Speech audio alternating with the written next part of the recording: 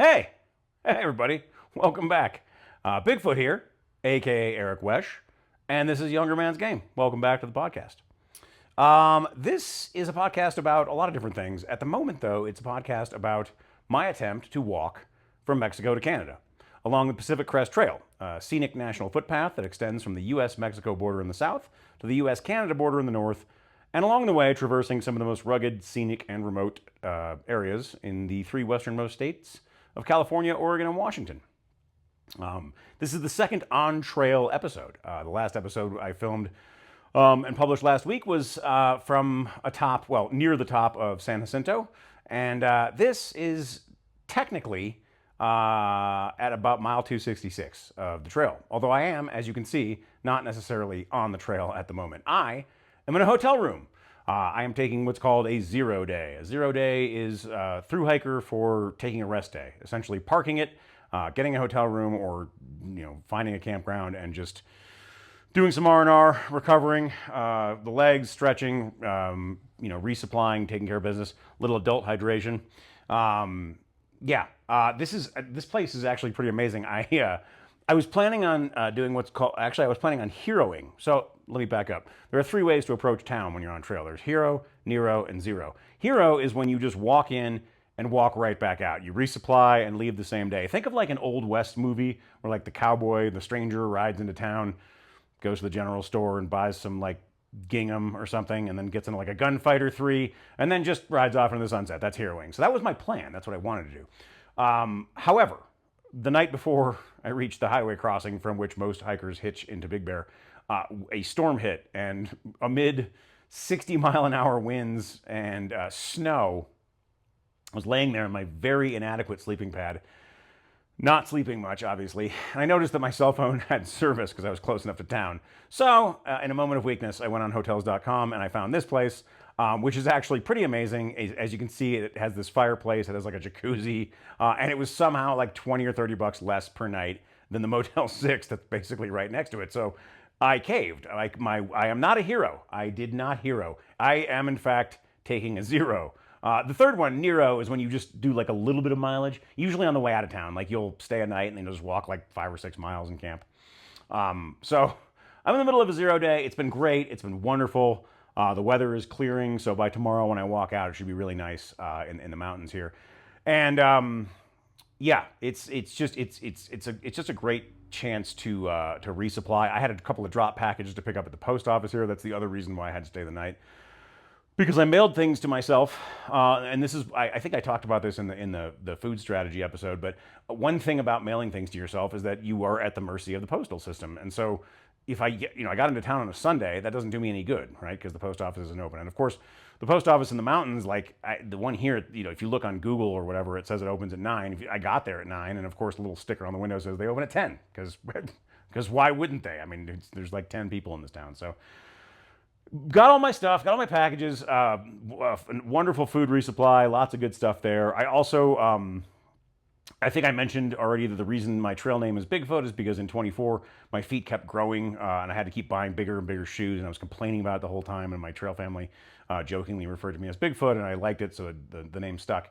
Well, they've done it again, and I just picked up from the post office size 14 quadruple E hiking shoes. So these behemoths they're a lot better. I've worn them around town. That's the only miles I've gone on them, but my feet hurt a lot less from not bumping into the edges of the 14 wides that I was in. So hopefully they stop doing this. I don't know like what's after 14 quadruple E. I guess 15, but that's gonna be too long. I don't know. I'll keep you posted. But it's a really good chance to kind of recuperate and get ready to get back on trail and get back after it. Of course, doing laundry is a big deal when you can stop in town. There's a great laundromat that I went to. It was right next to the grocery store. And like Big Bear is probably the biggest city in the mountain range that I'm walking through, the San Bernardino mountain range. And so it's got the best resupply options. You have like a Vons and a Stater Brothers and a grocery outlet, which is low key just like the hiker's best friend. If you're a broke through hiker, grocery outlets where it's at. They have like everything is like 10% cheaper, and you can get basically everything there. So feeling good, ready to get back on trail. I think where I left you guys last, we were in the Jacinto Mountains, and I can't say enough about that little range. It really is. I mean, there's some of the prettiest, most scenic miles in the desert section of the PCT. It really feels like a little mini version of the Sierras, to be honest. Just these sweeping, epic mountain views and like these wonderful little alpine valleys filled with pine trees. Even though it's like so tiny, I mean, the whole section's like 30 miles of trail. You can walk it in a day and a half. But it's just such a cool section to go through, and I was really happy to climb Jacinto. And of course, shout out to all my trail family from 24. I was thinking about all you guys. But once you leave that section, so I mentioned, the first section, when you're in the desert, if you go back to the desert preview, I talked about the peninsular ranges, which we've already walked through. That's, Laguna Range and Jacinto Range, and then I forget the one before that. But they sort of run north-south through like the southernmost part of the trail. After you leave the Jacinto Range, you enter what are called the transverse ranges, and that's the San Bernardino and San Gabriel mountain ranges. And they are basically the mountains that run east to west, that run sort of parallel and form a northern border of the valleys that make up Los Angeles and the easternmost suburbs of Los Angeles, so like the Inland Empire type deal. And I'm right now in Big Bear, California, which is just getting into the easternmost edge of the high country of the San Bernardino range. So I've just started that sort of turn where you go from north-south to start working your way west across the transverse ranges. And it's really interesting because when you come out of Jacinto, if you like going downhill, have I got a day for you? Because from about mile 185 or 190, I forget exactly when, you cross this ridge called Fuller Ridge, which is on the northern sort of end of the Jacinto high country. And then you just drop straight down for like 15 miles. You go from 9,000 feet of elevation down to about like 1,300 or 1,700 or something like that. It's just straight down the hill for like 15 miles. Most hikers break it into 2 days. I did. I think I did I want to say I did like 6 of the miles on the first afternoon, and then woke up early and just bombed down the hill. And it's just, man, going downhill for that long, it's I would so much rather go uphill. And that may sound counterintuitive. If you've not done a lot of hiking, you think like, okay, uphill, I've got weight on my back, I'm huffing and puffing, it's probably harder. No, I would take uphill all day. I would rather climb mountains the entire day than go downhill, because it's bone jarring. I mean, it's really, like I talked about that eccentric muscle phase and isometric muscle phase movement when you're like trying to steady yourself against the sort of impulse of gravity to like pull you down the hill. It is so much more difficult and challenging to do that all day. And so by the time you get to the valley floor, you're pretty whooped. But then from there, once you're out of the Jacintos, you basically, you shoot straight north right across the Jacinto Pass. And the Jacinto Pass is a stretch of desert that is essentially the border between the San Bernardino Valley to your west and the Coachella Valley to your east. San Bernardino Valley is where like Riverside and San Bernardino cities are, and then the Coachella Valley is where Palm Springs is. So you sort of go right in between those two valleys, and it's just a straight shot across the desert floor. I think it's like 20 miles or less. It takes very little time because it's just totally flat. You're just kind of like running across the sand. And I do mean kind of running, because I hit it almost midday, and it's just it's just boiling already at 1,700 feet. It wasn't even that hot of a day for the desert, but it felt like I was just I was in like a chicken roaster. It was like Kenny Rogers mode. So boogied across that stretch of sand there, and you cross the I-10 freeway. One cool thing about crossing the I-10 freeway there is that there are these trail angels, and I think I've mentioned trail angels are people who just out of the goodness of their own heart do all kinds of things for hikers. Including things like trail magic, and in this case, giving rides. So they just hang out at I-10, and when you get there, they ask you if you would like a ride to Cabazon. Cabazon is a little tiny town that is just about 20 minutes west of where the trail crosses the freeway. It is where that big casino, the Morongo Casino, is. That's Cabazon. Notably, the other thing in Cabazon is an In-N-Out burger, which is the famous California burger chain that people either love or love to hate. In my case, I love them. I think they're delicious burgers. And I haven't had one in a couple of years. And I was very excited to go. But the interesting thing about this experience was it was actually this was my first like full-on hiker hunger interface. I ate a pretty large meal in Idlewild, and I felt like I ate it pretty fast, but this was like next level. So when I went to In-N-Out, when you go there, they have a burger called the Double Double. It's 2 meat, 2 cheese, double, 2.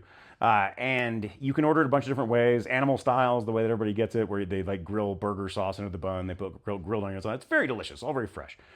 But you can change the number of patties and cheese slices on it. You could say whatever number you want. You could say 12 by 12, and you'll get a burger that has 12 patties and 12 slices of cheese on it. They will do that for you. So I walked up to the counter, not really knowing what I was going to order. And before I could even think about it, what I ordered was 2 4x4s, animal style fries, which are just fries that have cheese and burger sauce and onions, sort of melted onto them, a shake, and a Coke. So 2 4x4s, that's each patty is a quarter pound. So that's each one of those burgers is 1 pound of meat. So I ordered 2 pounds of meat in burger format, animal fries, shake, and a Coke. That's not the interesting part. The interesting part is that, like, I remember walking back to my table. They give you like a piece of paper with your number on it. When they call your number, it's ready. And I sat back down at the table, and I remember thinking to myself, like, was that dumb? Did I just order? I'm like, I'm not gonna eat. That's 2 pounds of meat. That's, I mean, and they called my number, and I went and got the food. And then I don't know what happened. I think I blacked out something, but like some amount of time passed, and I looked down at my tray, and it was just empty. It was just wrapping paper and grease, and I had just housed 2 pounds of meat, fries, and my Coke and my shake in, like, I don't even know how many minutes, but it wasn't very long. In fact, I remember thinking to myself, like, maybe I should go get a third one. And then instead, I just decided to take a nap. And so I kind of just leaned my head back and just sort of took a little cat nap at the In-N-Out. You can actually see that if you want. If you go on my Instagram, there's a girl I've been hiking with among the other people I've been sort of leapfrogging on the trail named Alex. And she's an excellent photographer. And she just happened to be sitting there with her camera, and she caught the moment of slumber. And it's on my Instagram, so you can check it out and give her a follow as well, because she posts some really beautiful photographs. But yeah, so that was like it was just the most glorious burger experience of my life. From there, we just hitched back to trail. There's a couple little markets in Cabazon you can resupply at. Nothing really good. It's like kind of gas station stuff, but you can get by. I actually had enough food. I was carrying enough food from Idlewild to Big Bear. I didn't even really need to stop at the burger place, but I was just, I mean, come on, how could you not have an In-N-Out burger after just climbing out of the mountains for 15 straight miles over 7,000 vertical feet or whatever it is? So, yeah, we hitched back to the trail from Cabazon. And then that night, I just cowboy camped under the stars in this incredibly beautiful little sandy wash, a couple miles. It was actually only a couple miles from the highway, but it was very quiet. Couldn't hear anything. It was like a half moon that night. Stars were out. Absolutely gorgeous. Cowboy camping, by the way, is when you camp without a tent. So basically, you just roll out your sleeping pad, put your quilt up, just climb in there, and sleep under the stars. It's not always the right call. Obviously, if it's cold, if it's windy, if it's wet, you want to have a tent. But on nights when it's clear and warm, especially in the desert, the desert's kind of made for cowboy camping, really. So had a beautiful night cowboy camping there, and then the next day it was a very hard day because we were starting what's called the Mission Creek and Whitewater areas of the trail. And what's funny is that despite some very challenging terrain, which I'll talk about in a minute, and the fact that I did 24 and a half miles that day, I flew. And I really wasn't all that beat. I was tired by the end of the day, but I wasn't like depleted. And I just can't help but think that like eating 2 pounds of meat the day before, like somehow that, like my body has just become very efficient at turning the things that I eat into miles walked. It's almost rendering it like moot as to like what it is you're eating. And that's what a lot of hikers do. It's like it's just calories. I don't care. I'm just gonna put calories in. I don't really care what those calories are. My body doesn't care what those calories are. It's just gonna turn them into miles walked, and we're gonna go. And I really did feel, that was one of the most energetic days I had on trail so far. It was after eating this absolutely massive amount of cheeseburgers.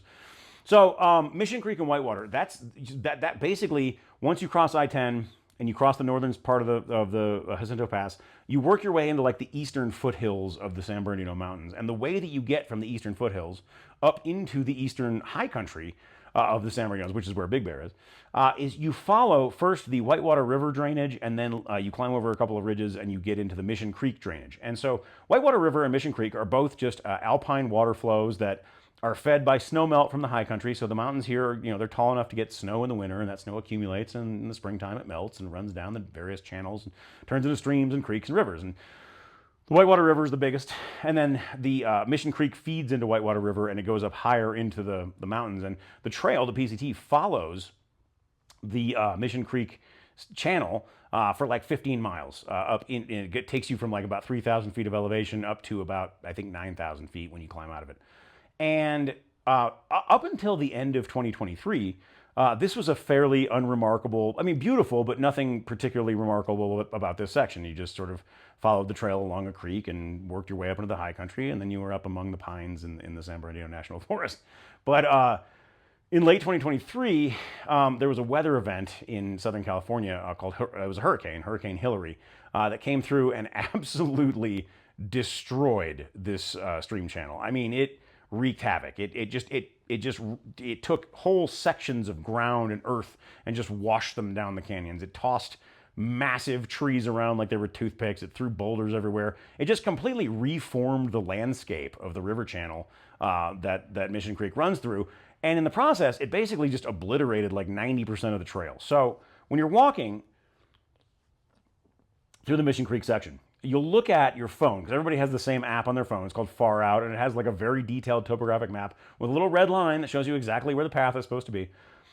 But you get to a certain point and you're standing on what the app is telling you is the path, and what you're looking at is just this wide field of like scree and rocks and debris with water running through it randomly.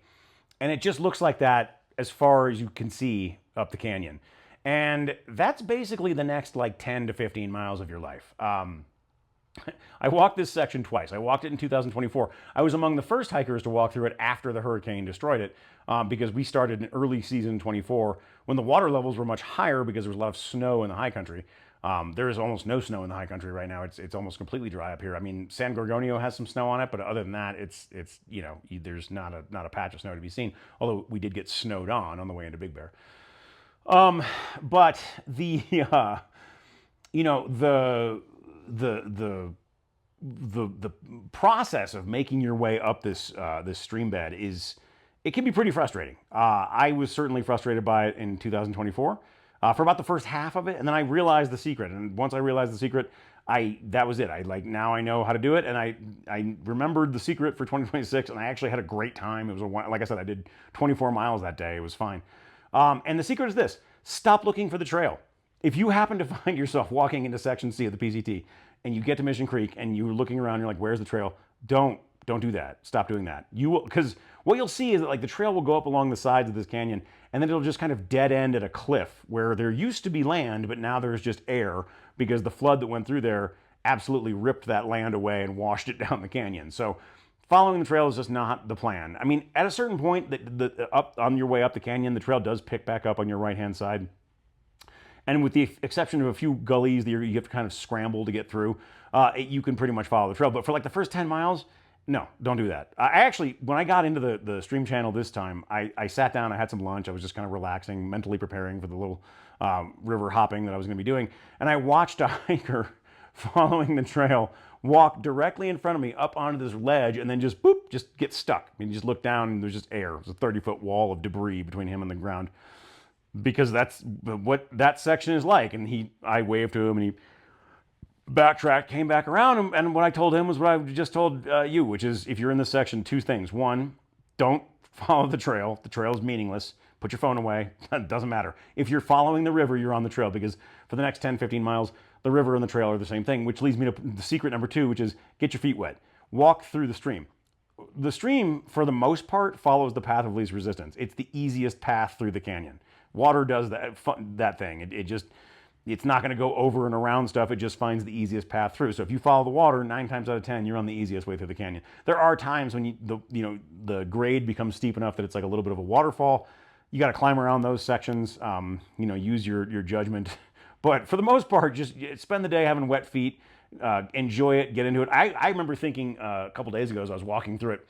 When I was a kid, I grew up in the 80s, and this was like long enough ago that like parents let their kids just like wander around until dark. And what I used to do when I was really little, we had this creek running through our backyard, and I would just follow the creek for just miles. I feel like I probably went way too far away from the house, but I was just playing around in all the little like puddles and watching the water ripple over rocks, and it was just like the most fascinating thing to me as a kid. And I remember thinking to myself like halfway up Mission Creek, being like, dude, if like little kid me could see me doing this, he'd be really stoked about this, what I'm doing right now. And it really was, it's fun. It's like a nice little puddle jumping kind of creek day.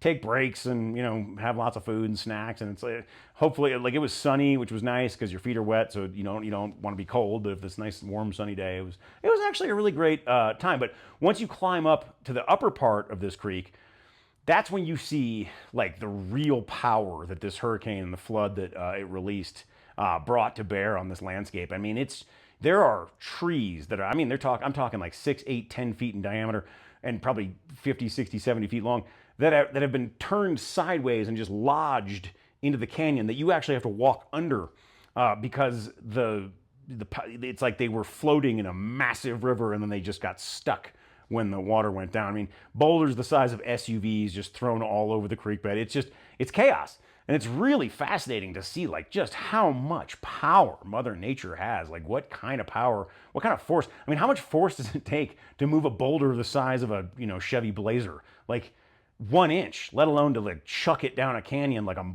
marble. I mean, a ping pong ball, it really fascinating stuff, but also quite difficult going for a few miles. So there's a ridge walk that people take to skip the last section of Mission Creek.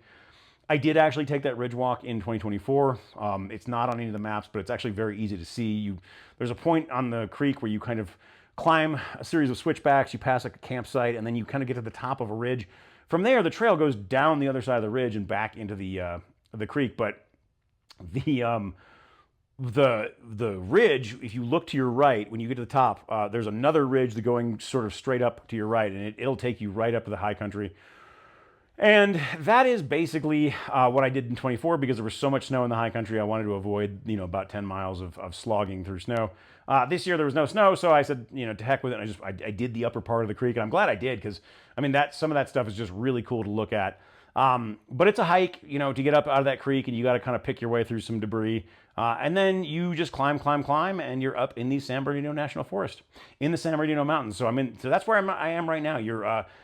For those of you who've been up here, I love this mountain range and these forests. I feel like the reference that if you are a Star Wars fan, you'll get is Endor. That's why every time I'm walking through here, I feel like I'm on the forest moon where the Ewoks are from.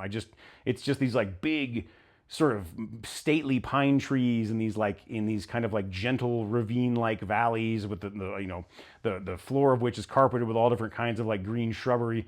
And I do just feel like I'm gonna like see some like little furry guys come out with like their little spears, and I don't know. It'd be cool if I could see an Ewok, but I don't think I'll see one up here. But San Bernardino National Forest is absolutely beautiful, and Big Bear is just a heck of a town to stop and take a zero in. It's like kind of a resort town for people in Los Angeles, so there's a little like the prices for some things can get kind of stupid, but like this place I'm staying in, I got extraordinarily lucky, and sometimes that happens. You just catch a deal. And you got to just make hay while the sun shines. So I'm here for another night, and then tomorrow morning I will try to catch a hitch back to Highway 18 where the trail crosses near the town, and off I go. I'll be heading west from here. Basically, this is the part where we start going past. Lake Arrowhead is the next. Technically, it's a town, but there's not really much resupply there. From there, I'm gonna basically hit Deep Creek, and then the famous Deep Creek Hot Springs, which are a nice little spot to stop and soak. Although it's known as kind of like a nudist situation, and like that's fine, whatever. Like naked people in a hot spring is not that big of a deal. But also, like if you get there on a weekend, the only other time I've been there, I was there on like a Friday afternoon, and the vibe was starting to change somewhat from like healing spa experience to like weekend party time. So I went ahead and just got my stuff and boogied out of there. I think I can do without whatever that scene is. And then out of Deep Creek, you kind of just work your way around a few small towns and just kind of wind your way through the San Berdinos. And then before you know it, in about 80 miles, I'll hit the I-15 expressway that basically forms the center of what's called Cajon Pass. Cajon Pass is the pass in between the San Bernardino and the San Gabriel Mountains. And then from there, we're into San Gabriel's, which is like that was my backyard when I lived in Los Angeles. I mean, I would just drive up to those bad boys after work. I lived in a neighborhood called Frogtown, which is right next to the 2 freeway. And I mean, I could just come home from work and hop on that freeway, and I'd be up, at like Switzer Creek or Switzer Falls, hiking around up there in the high country in like a half an hour. So very excited to get back to San Gabriel's. The only like major mountain that to be climbed in the San Gabriel's, basically between here and the desert proper, is Baden-Powell. It's I want to say like a 9,000 and some odd foot peak that is named after the guy who founded the Boy Scouts, I think. I think he's like an English guy, if I remember correctly. I don't know. I wasn't in the Boy Scouts. But Baden-Powell, it's the only mountain that could potentially present like traction issues with snow. I'm just going off of trail reports that I see on this Far Out app, and it's basically people who have already gone over there. And it looks like there's a little snow left at the top, but it's not anything I'm super worried about. And frankly, it's going to be a few days before I get there. So some snow melt between now and then. I imagine I'm going to have a nice, easy time going up and over that. But we shall see. And then from there, yeah, it's just you kind of cruise out to the other end of the San Gabriels. And I will exit the mountains right around Agua Dulce, which is right next to Santa Clarita, right near the city of Los Angeles. And from there, it kind of you work your way down through some foothills as you make your way down to the Mojave floor, where you hit Hiker Town, and then finally the Aqueduct, which is kind of like the Mojave proper. And then up into Tehachapi, and then onward to Kennedy Meadows. So, as of the time of this episode, I am about 266 miles into the trail. I've been on trail for, what is it, just over 2 weeks now. Is it 2 weeks? 3 weeks? Well, I think it's like 2.5. I don't know. Time takes on a somewhat different character when every day is marked by just the routine of like getting up and hiking and then going to bed. But yeah, so I'm at mile 266. Obviously, the official end of the desert section, Kennedy Meadows, is like 702. So I'm about 450 miles from that glorious day, and I'm very, very, very excited to get into the Sierras. Every 0 day I take, I sort of like part of me kind of kicks myself for stopping. This is like my third 0 day. I stopped in Julian, I stopped in Idlewild, and I've stopped here. But then again, there's this thing when you hike the PCT northbound, there's this constant interplay between wanting to make sure that you get out of the desert before it gets really bad in terms of the heat, because the longer you stay, obviously the hotter it gets, and the hotter it gets, the drier the water sources get, and the drier the water sources get, the longer the water carries get, and it just becomes a sweatier, thirstier prospect overall. And it's already been like a lot of my time is spent like kind of scuttling from water source to water source, just like putting 3 or 4 liters on my backpack and just seeing how fast I can get to the next like cistern or tank or spigot. Because all the seasonal streams are pretty much dried up out here. We've got some, like Mission Creek obviously runs all year round, so that was flowing just fine, and Whitewater is flowing, but and in the high country there's still water, but anything below about 5,000 feet is going to be dry. So you want to try and get through the desert before it gets really bad with the heat and the dryness. But the other side of that coin is you don't want to get to the Sierras too early. Because the Sierras are almost all at high elevation, and they do get a lot of snow every year. And the idea, if you could hit it like in the sweet spot, is to hit the Sierras right as all of the snow finishes melting is finished melting in the valleys where the trail mostly runs, with some snow still up in the high country and the passes. Because that lends itself to like the most beautiful sort of alpine experience with like glaciated, snowy mountain peaks, but also not a whole lot of trouble getting from place to place. And if you get into the Sierras too early, I mean, I've done a full snow year walk through the Sierras on the John Muir Trail, and I can tell you it is an entirely different experience than what your average PCT through hiker signs up for. There's none of this like 20 miles a day running in running shoes happening. When you're post-holing every third step, post-holing is when you sink into the snow, and you can sink up to your ankle, you can sink up to your knee, you can sink up to your hip. Post-holing every third step and getting stuck in sun cups, which are these like uneven melt patterns in the snow that can be like almost like trying to like navigate an obstacle course.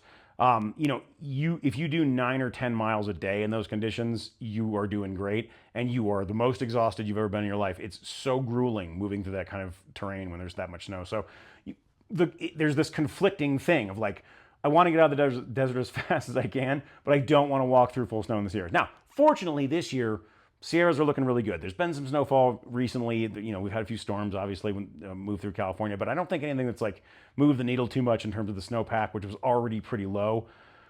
I have a feeling it's going to be one of the more beautiful years to walk through the Sierras, so fingers crossed. My goal is to get there right around June 1st. At the moment, I'm averaging about 20 miles a day.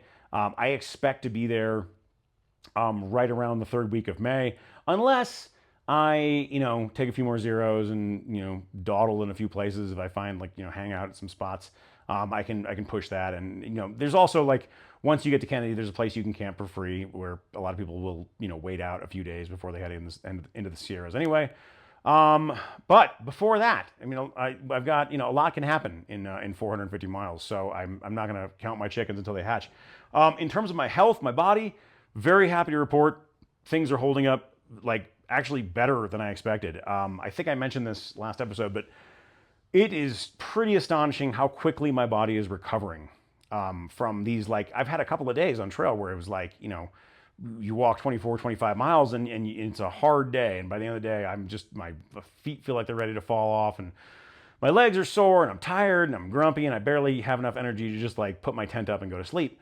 But, you know, just one hot meal and 8 hours of sleep later, I wake up and it's like, okay, let's go. Let's like pack up and hit the trail. And like, I'll just do another 20-mile day.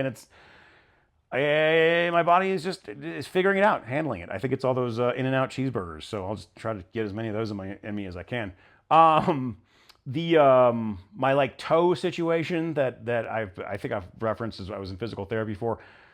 No real change there. It's not like great. I mean, it's no better or worse than it was before I started the trail. Put it that way. So that's, I think, a huge positive. You know, the range of motion is about what it was, pain's about what it was, but it's nothing that's even slowing me down.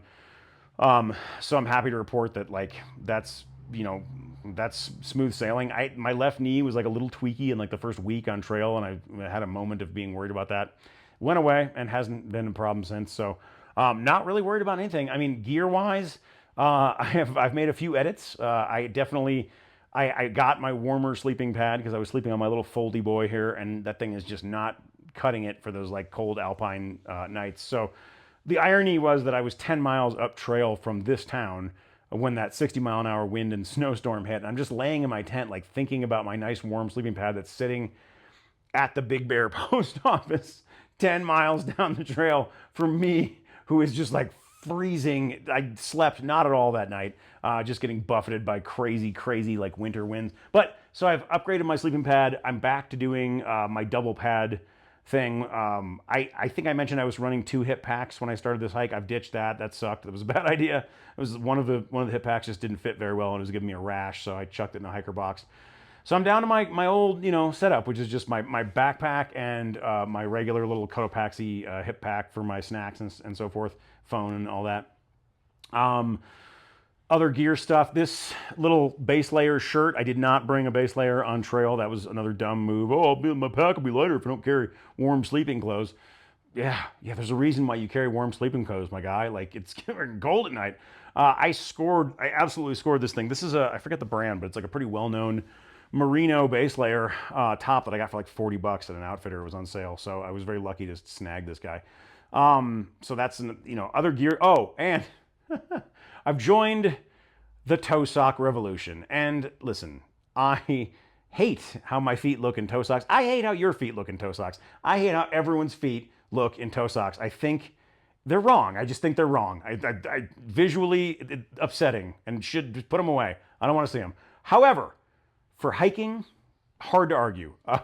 First day I had these things on and like the comfort level in my hiking shoe was just like 1,000 times that of my Darn Toughs, which I've been hiking in for years. So I guess I'm on Team Toe Sock, man. Viva la Toe Sock revolution. I'm in it to win it.